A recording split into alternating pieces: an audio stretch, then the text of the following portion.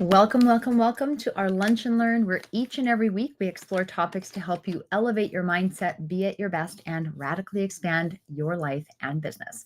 And today's topic is super, super timely because we're talking about going back to school, building routines and systems that do the work for you. And whether you're a parent or not, September is one of those times where energy starts to change. You might be going through a lot of, not sure where that came from. All right. Had a little extra something playing in the background.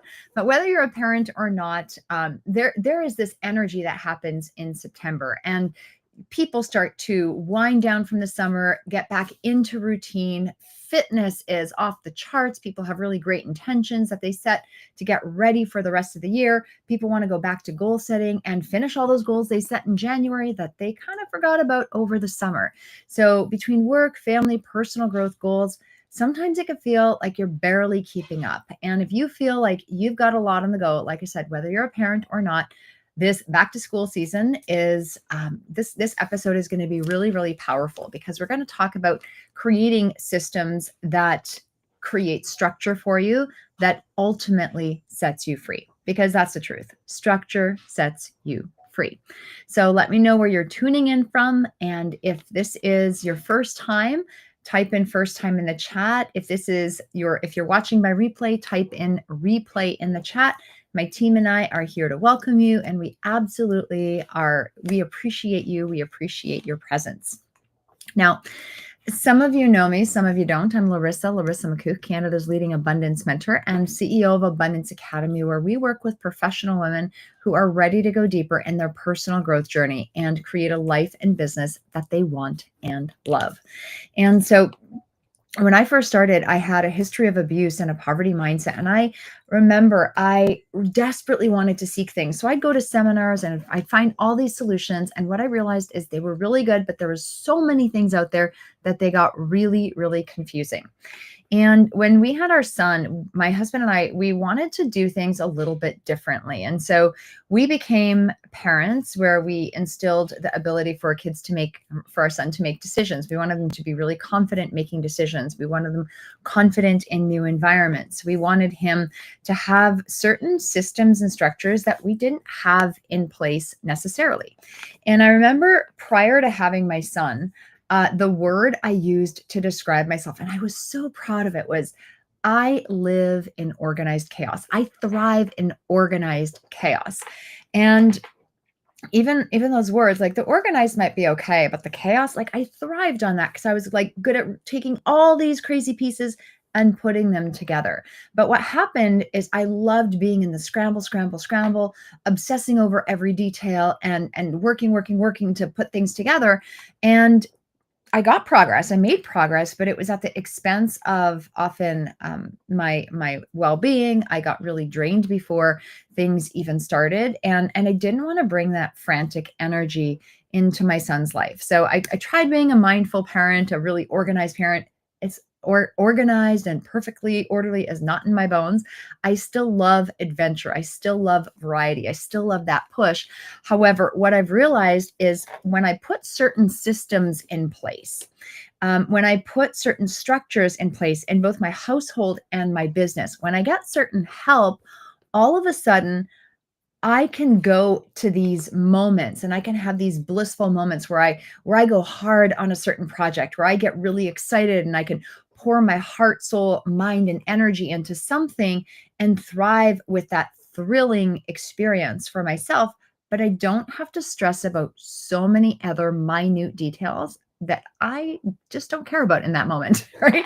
So a lot of my life is actually really structured, and what that's done is it's helped to create certain freedoms. And when I don't have to think about every detail, it's like the world opens up. I feel so much more relieved. And I know a lot of parents really do thrive on structure because their kids thrive on structure. When there isn't some kind of order, things really do get chaotic. So I want to define a couple things before we get into our tips. First, A routine. A routine is a set of actions performed regularly that create stability and predictability. So it's like you've got these 3 to 5 actions that you do at this kind of time, and when you do them, they get this kind of result. So let's say for me, I have a morning routine. I wake up, I move for 10 minutes. I do a metabolic workout. It gets me just sweaty enough. It gets me just energized enough. It helps me wake up. It makes me feel strong, but it doesn't take me out for the day. I don't like doing boot camps early in the morning. I don't feel it's good for my body. I do love moving and getting energized and invigorated. So that sets me up in a beautiful, beautiful way. So that's part of my routine. Next, in the summers, I don't spend as much time in the kitchen, but in the fall, I do a little bit of kitchen work to get myself organized for the rest of my day. And then I study and I do my own self work. I read, I journal, I meditate, I do my own work. And at 6:30 in the morning, I get on a group call with my clients. And we have a mindset routine that we walk through. It's amazing. At first, I started it as a gift back to them. And then I realized I get so much benefit from this because magic comes out of these calls. So I love it. And once that routine is done, that part of it, we get ready for school and go on with our day. So, like, my morning routine is pretty standard, but it creates that stability and predictability. I could go a day, maybe 2 days, changing it up and not doing most of those things. But if I go 3 days without it, I turn into a grumpy person. I don't have the same systems and structures set up in my day, so I could just go and feel really at peace, at ease, invigorated, motivated, energized. So I need that routine. My son, he has a morning routine. I'll tell you a little bit more about it later. He's got an after-school routine. We're more flexible with it in the summer, but during the year, we've got a lot on the go, and he knows his responsibilities. So routines, they're sets of actions performed regularly that create stability and predictability. Now, a system is a repeatable process or structure that's designed to create consistent results. So a routine is a set of actions. A system is where you might have a process of how different things fit together.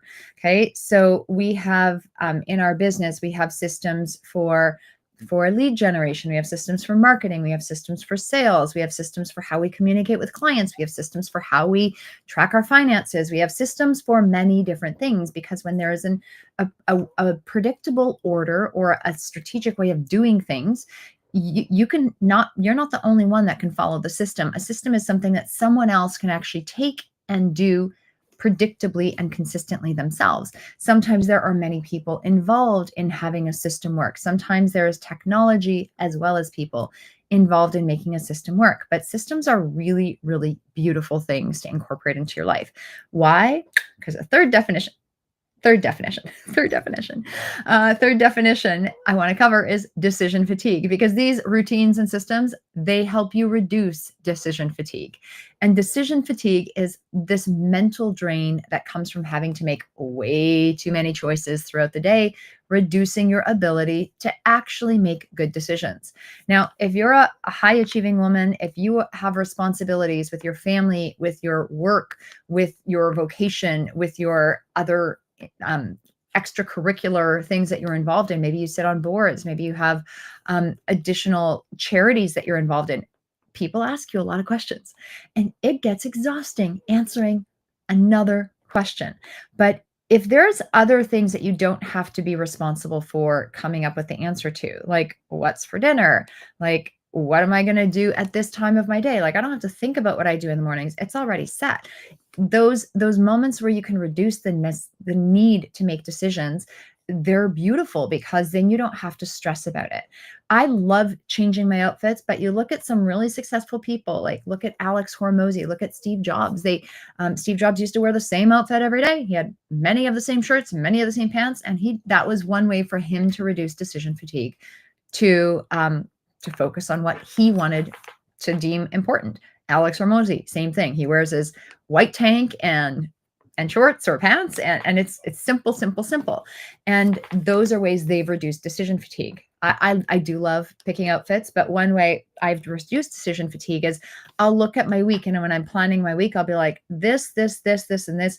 I'll think through what outfits am I going to wear, at these times. So in the morning, I don't have to pre-think that. Okay. So decision fatigue is making decisions in advance so you don't have to make them anymore. So reducing the need to make these decisions, because making too many decisions will exhaust you.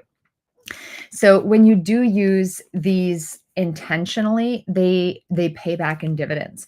Now, according to research at Duke University, up to 45% of your daily actions are habits and automated routines. That means if your habits are aligned, your success becomes inevitable. So if the things you're doing on a regular basis are aligned with who you want to be, with where you're going, not who you were 10 years ago, but who you want to be a year, 2, 5 years from now. If your habits are aligned with the goals that you're aiming and aspiring towards, then your success will become inevitable. But you've got to set those things in place. If these systems are scattered, chaos is the default, because you can't find up from down, right from left, front to back. Like you're going to be spinning. And so the brain loves certainty, loves variety, but it also loves certainty. It creates a sense of safety, and predictable routines give the nervous system this sense of calm and control, and it lets you be creative, intuitive, and it really allows you to shine. So what you need to know, okay, what you need to know, here's a few tips for getting yourself set up for back to school. So creating some systems that can do the work for you, and building these routines that can do the work for you. First, start with you before the rest of the world. Okay, you've got to build your you routine first, before your kids, before your partner, before your work, before your clients. All of that's important. But if you don't start with what fuels you, you're going to be depleted. Yesterday, I had a call with a client. She's lovely, lovely, lovely. But she was like, I stopped pouring into me. I stopped doing the simple things that worked, right? When she started working with us, it was great. And then she sort of disappeared for a while. And I'm like, okay, where have you been? Let's have another conversation and let's get you back on track. And so she's like, things just got carried away and I abandoned myself. And so by abandoning her needs, she felt depleted. She felt all over the place. She was tired. She didn't really have the motivation to keep going. She felt stressed, like she was going through the motions and doing the things, but they were so hard.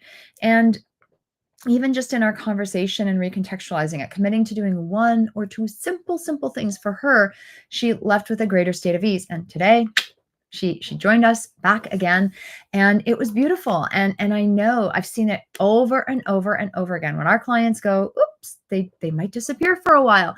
We reconnect and then they come back. It is seconds, it is minutes before things start to shift. Why? Because the intention of pouring back into themselves, it invigorates themselves in their lives. So what can you do for yourself? Maybe morning mindset time, maybe movement, perhaps gratitude and intention setting. Maybe you have a spiritual or meditation practice. Maybe you go for a walk. Maybe it's, I don't drink coffee, so I don't do the coffee thing, but a lot of people, first thing they do, they go on and turn on the coffee. One of our clients loved the smell of coffee, but she didn't want to go turn it on. She wanted to wake up to the smell. So she bought herself a coffee maker and programmed it to make her coffee so she didn't have to push the button. So that was one system she built. She bought a coffee maker, programmed it, and all of a sudden, all she had to do was grab her coffee. That was part of her vision. So what fills you up? Is it reading a book and looking out the window? But what is going to fill you up so you can be sourced and not pour from an empty cup all day? Okay. This is one of the reasons we host our morning calls, because in our morning success calls, we do a mindset routine where we evaluate these things. We literally condition our mind for success, consciously and unconsciously. And if you do want to join us, if you're interested in joining us, we're actually hosting an open house in a couple of weeks, the week of September 7th. So if you want to join us, it's a free event. You can actually join my clients in their morning routine, and we have replays available if you're in a different time zone, but join us live if you can and experience what this can do for you. Just type in morning in the chat and we will make sure to get you the link, and you can tune in. absolutely free. So great way to pour back into you. So number one is start with you before the rest of the world. Second thing is keep systems simple, so simple, so that success is inevitable. Overcomplicated systems do not get followed. They get confusing. Like, you need things that are easy to follow. One of the things we started doing with our son is, and this will be our third year doing it, is each year we create a checklist and we make it on Canvas so it's pretty. Most of it is the same stuff year after year, but sometimes things change and evolve. But most of the content is the same. But he likes to have pretty graphics around there. He designs it with us. And so he's part of the collaborative process. So we actually make it visual, and we have what to do in the morning. So morning responsibilities and after school responsibilities for him. And so he's got a daily checklist, and we sit down each year. We sit down, we talk about the task, why it's important, why it matters, how to do it, maybe how we can do it better. We look at if there's any help he needs. We see if there's anything else he wants to add or maybe tweak or take away. Like, sometimes we have bedtimes and wake up times. He's adamant that he goes to bed at 11, but he's just about 8. So we're working on that. He's trying to negotiate 11. We're like, let's aim for 9:30. We'll see about that. So things like that are on there. And so one thing we've added this year is, one thing we're going to be really diligent about is when the devices go off. What time do devices shut off in our house, so that we could start doing other activities that don't require devices and prepare ourselves for an even better sleep and an even better evening. So we're going to be much more diligent with device use as part of that. But what we do is we literally just have a checklist of morning and evening, and it's easy to follow. It's simple. If you keep things straightforward, it's not going to be complicated. So one other way to keep systems simple is even have seasonal meal plans. Once a quarter, decide what are my 10 to 12 recipes I'm going to focus on for this season. What days will I have them? Or who will you can even do things like, who's going to make the meals on what nights. Okay, who makes the meals on what evenings? If you have your partner, yourself, your kids, maybe 1 or 2 days a week, you go eat out as a family. So what is your flow? So meal time is really important to consider. Driving time, I know with my son, my husband and I, we've got his activities set, but we're going to talk about, like, who drives my son on what days to what activities and to and from school. We've got a 45-minute drive to get to school. So it's a commitment. We love our son. It is a commitment, but we want to keep the system simple so that we don't have to be worrying about who's going to do it tomorrow and what's going to happen. Okay. So we're just going to set it out. We're going to map it out, and it will be pretty straightforward. Okay. So the next thing is, have the rest of your year mapped out. You're heading into September. We're almost in quarter 4. If you are not looking ahead right to the end of December and even starting to think about 2026, you basically want this last part of the year to set you up for 2026. But what do you have going on? What events are you going to? Are there birthday parties? Are there conferences? Are there events in your work? What trips are you going on? So what events do you have? They should be in your calendar. Everyone in your house should know about them. Okay. Sometimes these events have prep time. Have you mapped out your prep time for the event? Like, starting this, finishing this. Have you mapped out that in your calendar? There are recurring tasks. If there are recurring themes or recurring time blocks you can add in your calendar, add those every week so that things are already accounted for, because the more similar you can have one week into the next, the easier it will be. You don't want to get bored. So there could be times for fun and exciting moments. However, you do want to be really diligent and mindful of how what things you do consistently, so it reduces the time for switch tasking, for being confused about what to do. And so recurring things for us are like, who drives who when. School, we've got work meetings, I've got team meetings, I've got client meetings, I've got my son's activities, but I've also got, I do a aerial silks class every week. I also am adding a personal training session every week. And I'm going to be looking for, I've just decided to look for another class or a personal trainer in another area that corresponds with my son's coding class on Tuesday night. So I'm looking for one additional thing to use that time block more wisely than just sitting at a Starbucks on my backside. I'm like, I want to move my backside. I don't want to be sitting on it at that time. So I'm going to find something. It's a popular area. I know something is going to come up. So that's one of my projects this week. So having the recurring time blocks, tasks, and rituals mapped out, and also having the big events. Okay, so one thing that you might forget to do is planning rest and recovery. I literally had a colleague who he was a doctor, and when he changed careers, he wasn't used to sleeping. Like, he just kind of went on autopilot. And so what he had to do when he stopped just working shift work and working at whatever time is he had to schedule sleep time. He's like, I go to bed here, I wake up here, because he would just forget to do it because he would get so wrapped up in whatever he was doing. And so it's really important that you put these things into your schedule that you need, including rest and recovery. So what this will do is it'll give you a rhythm, it'll give you freedom, and you're not going to be wondering what you're doing. The cool thing is, if you need to make a change, you can make a change, but it's much easier to say, I need to move this, or I'm going to take it out entirely. But you can make that decision. If you need to move a time block, you'll know roughly how much it is. If you need to shorten it or increase it, you can make that call, but at least you have a place to start from so you can make a more intelligent decision moving forward. Okay. So I think the big point is get what you can in your calendar. Keep your systems simple. So literally like checklists. You can have checklists on your phone. We print certain checklists and put them up in the house so that they're visual because we like to actually see them. You might have checklists with your phone. And again, making sure to start with you before the rest of the world. So this stuff can be really, really simple, but what I want you to do is I want you to take some time, maybe 15 minutes, maybe it'll take an hour, it might even take 2 hours, but if you sit down and look at these things, the recurring time blocks, the big events, sit down with your calendar, look at what you need to do to fuel you, what you need to do to support others, and put the jigsaw puzzle together. You stepping into fall is going to be so much more magical than you going, how is September already here?